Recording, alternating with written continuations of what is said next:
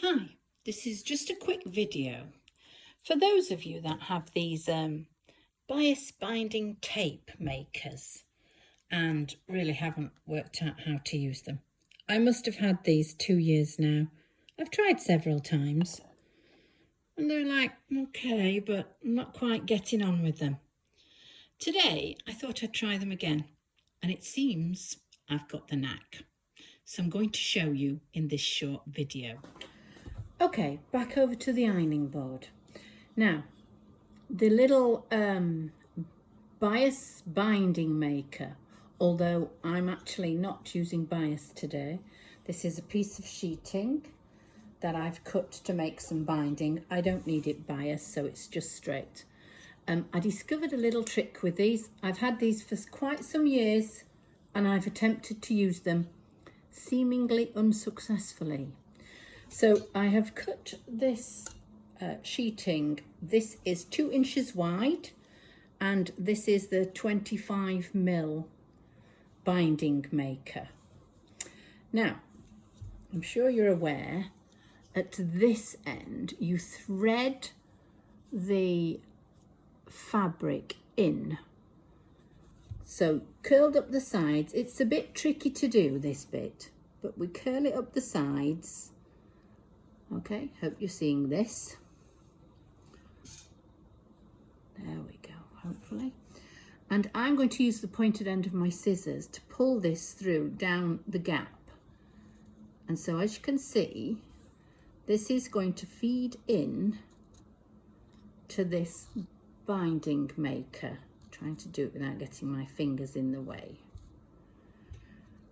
Now, it's not the easiest thing to do, but you can see at this end, hopefully, the little white tip of the fabric coming through. Now, you can use a pin or whatever you want to feed through here, as long as you can just get your fabric out. Okay, so the fabric's come out.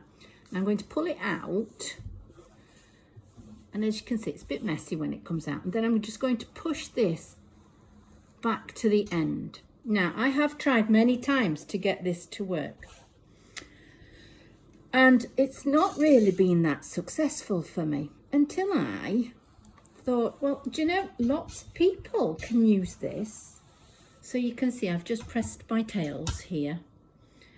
And what I'm going to do now, I'm going to open up the little pull and I'm going to turn it over on my ironing board. And this is my strip. You're going to love this, hopefully, as much as I do. So, I've got my fold underneath and I've got my little puller here. I'm going to get my iron, which is quite hot, and I'm obviously pushing it along here to the tip, and I'm going to pull with the little puller and push with my iron along. Now, I am aware you can't see exactly what I'm doing, but you'll also see here I have almost perfect bias tape. So I'm going to pull it along and I'm going to show you again. So underneath here is the little pull thing. I'm going to pop my finger in there and pull it back.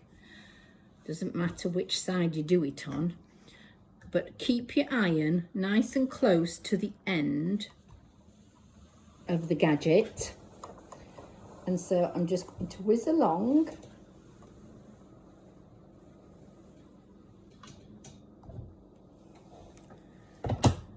And once again show you, look how lovely this is. Absolutely lovely. And because it's sheeting, it's about 2 meters 80 long, so I get a really nice strip here. Obviously, if you were doing bias, you would join it after, I think, myself. Now it is going a little bit wide there, but I don't have a problem with that. This is just for a bit of edging. But what I'll do is just here on this end, make sure that it's going through evenly. And that's the trick, I think. It's not quite even. Sometimes when you pull on one side instead of the other. But it's good enough. And not only is it good enough, it's quick enough. So, ooh, just stopped.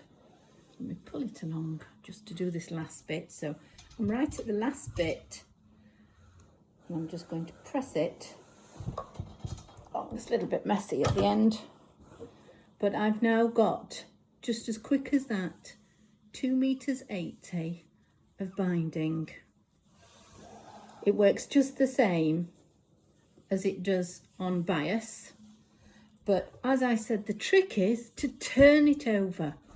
So you've got folded edges down, and then if you want to, obviously you can then just fold it in half and press this. I'm not going to, because I'm going to stitch it. So, but that is how to use this.